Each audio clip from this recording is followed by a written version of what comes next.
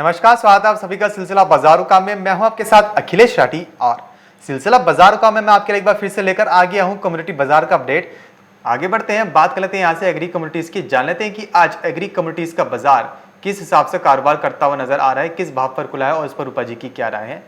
सबसे पहले ध्यान जानेंगे यहाँ पे आज एग्री कम्युनिटी का बाजार एनसीडीएक्स पर किस हिसाब से खुलता हुआ नजर आ रहा है, किस एग्री कम्युनिटी के अंदर कितनी मनी तेजी बनती हुई नजर आ रही है। तो हम देख रहे हैं यहाँ पे सबसे पहले कि कैसे सीड का अगस्त वायदा 5610 पर कारोबार करता हुआ नजर आ रहा है।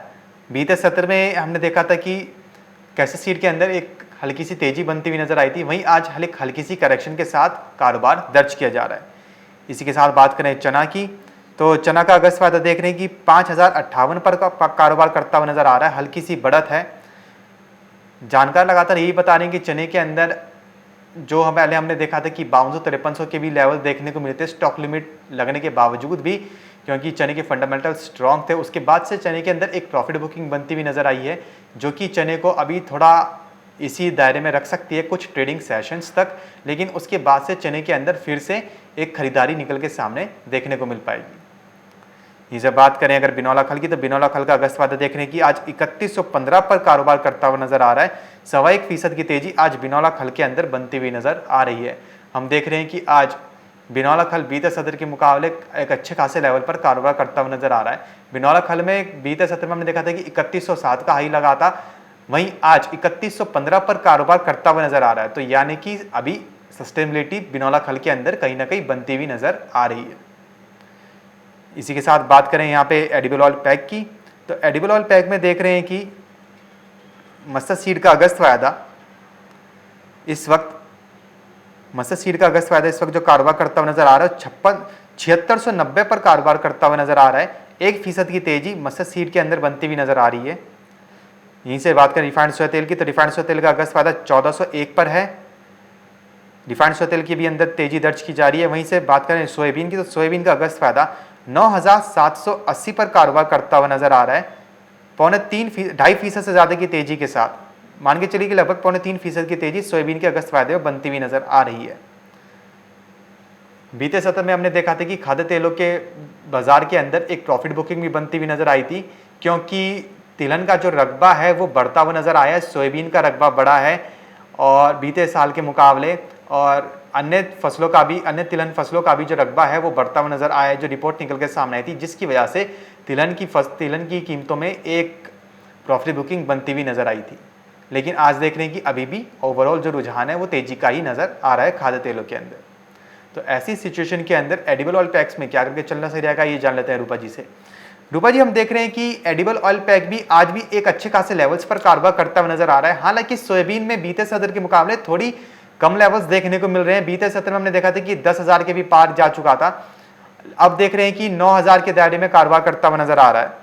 तो अब आपको क्या लगता है, जिस हिसाब से सोयाबीन का अगस्त वायदा देख रहे हैं 9,700 के घरों में कारोबार करता हुआ नजर आ रहा है, तो अब आपको क्या लगता है, क्या सोयाबीन यहां से एक बार फिर से एक अच्छी रैली की तरफ एक्सटेंड हो पाएगा? देखिए, जो सोयाबीन है, कल की तेजी के जो कल एकदम से सर्किट देखने को मिला था, उसके बाद बाजारों में गिरावट देखने को मिली, ऊपरी स्तरों से मुनाफा वसूली के चलते दबाव देखने को मिला, लेकिन फंडामेंटल अभी भी काफी सपोर्टिव है, तंग सप्लाई है और डिमांड अभी भी मजबूत है, जिसके चलते कीमतों को अभी भी सपोर्ट मिलता दिखाई दे रहा है। कल की गिरावट थमती हुई नजर आई और वापस से खरीदारी देखने को मिली, और अब यहाँ से एक बार फिर से सोयाबीन 10,000 के पार जाता हुआ दिखाई दे सकता है। अभी 9700 के आसपास कारोबार कर रहा है, लेकिन मुझे लगता है कि यहाँ पर एक बार फिर से तेजी बनती हुई दिखाई दे सकती है। तो इसीलिए सोयाबीन के अंदर अभी भी निचले स्तरों पर खरीदारी की रणनीति होनी चाहिए, क्योंकि अभी सभी एडिबल ऑयल पैक में अपसाइड मोमेंटम बनता हुआ दिखाई दे रहा है। जी, तो यानी कि सभी ही खाद्य तेलों के अंदर अभी तेजी बनती हुई नजर आ सकती है और आ भी रही है। तो इसलिए रूपा जी के अनुसार खाद्य तेलों में अभी खरीदारी में रहा जा सकता है। इसी के साथ रूपा जी बात करें अगर चने की, तो चने में आपको क्या लगता है कि चना अभी अगर नीचे में जाता है तो नीचे में क्या लेवल्स दिखला पाएगा? देखिए, अगर चना भी यहाँ से थोड़ा सा स्लिप होता है तो ज़्यादा से ज़्यादा 5,000 तक एक बार नीचे लुढ़क सकता है, लेकिन बहुत ज़्यादा भी गिरावट की उम्मीद नहीं है। 5,000 से लेकर 4980 मैक्सिमम डाउन साइड पकड़ सकता है, लेकिन तेजी का ही माहौल है। अभी वापस से 5100 के ऊपर निकलेगा तब हमें एक्सपेक्टेड है 5300 से 5350 की तेजी बन सकती है। तो जो भी डिप आ रही है उस डिप के अंदर निचले स्तर पर खरीदारी करके चला जा सकता है। जी, तो यानी कि चने के अंदर जो भी प्रॉफिट बुकिंग बनती हुई नजर आ रही है, तो आप चने के अंदर डिप यानी कि निचले स्तर पर खरीदारी करके चल सकते हैं। चने के अंदर अभी और अच्छे लेवल्स देखने को मिल पाएंगे। ये से रूपा जी बात करें बिनौला खल की, तो बीते सत्र में हमने देखा था कि 3000 के घर में कारोबार करता हुआ नजर आ रहा था, आज 3100 के लेवल के ऊपर कारोबार करता हुआ नजर आ रहा है। तो अब आपको क्या लगता है, ये जो धीरे धीरे सस्टेनेबिलिटी देखने को मिल रही है बिनौला खल के अंदर, ये अभी कहां तक जा पाएगी और क्या बिनौला खल में अभी प्रॉफिट बुकिंग भी देखने को मिल पाएगी? देखिए अभी जो है 3200 तक का टारगेट एक्सपेक्टेड है। देखिए कॉटन के बाद अब कपास खली जी। ने तेजी पकड़ी है और पिछले एक हफ्ते की अगर हम बात करें तो वायदा के अंदर कोकुड में करीब 7% का उछाल देखने को मिला है। दरअसल स्टॉक में कमी आ रही है और डिमांड एज बनी हुई है और जिससे कीमतों को सपोर्ट मिलता दिखाई दे रहा है। उधर महाराष्ट्र में भी बाढ़ आई है जिससे फसलों को नुकसान हुआ है। वहीं उत्तरी भारत की अगर बात करें तो वहां पर भी कपास की बुआई पिछड़ी है। जी। चालू सीजन में बुआई अब अभी करीब 9% कम बताई जा रही है। तो ये सारे फंडामेंटल फैक्टर्स हैं जो अभी सपोर्ट देते हुए कपास को नजर आ रहे हैं। थोड़ा बहुत करेक्शन आ सकता है, लेकिन वहीं बाजार अभी भी तेजी की तरफ है। बिनौला खल अभी यहाँ से हमें लगता है कि एक बार 3200 तक का टारगेट दिखा सकता है। जी, इसी के साथ रूपा जी बात करें अगर ग्वार गम और ग्वार सीड की, तो बीते सत्र में हमने देखा था कि दोनों के अंदर 6-6% का ऊपरी सर्किट देखने को मिला था। यहीं आज की बात करें तो ग्वार गम 7220 पर कारोबार करता हुआ नजर आ रहा है और ग्वार सीड का अगस्त वायदा 4585 पर। आज देख रहे हैं कि लाल निशान के साथ कारोबार दर्ज किया जा रहा है दोनों के अंदर। तो रूपा जी अब आपको क्या लगता है, ग्वार गम और ग्वार सीड में क्या लेवल्स देखने को मिल पाएंगे इंट्राडे में?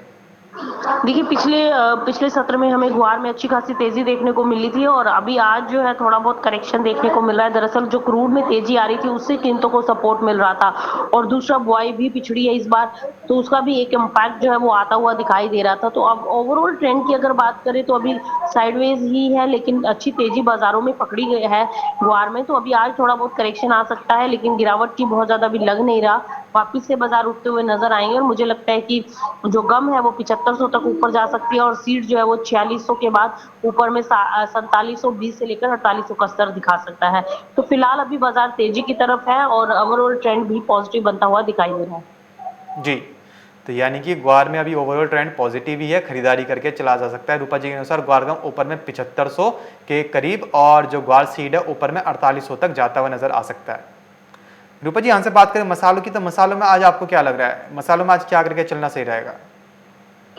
देखिए अखिलेश, मसालों में अभी भी सुस्ती ही है। मसालों में फिलहाल कोई रणनीति बनती हुई दिखाई नहीं दे रही है, कोई बाउंस बैक एक्सपेक्टेड भी नहीं है। कोई बहुत ज्यादा जो हल्दी है वो देखिए आप वापस से फिसलती हुई नजर आई है।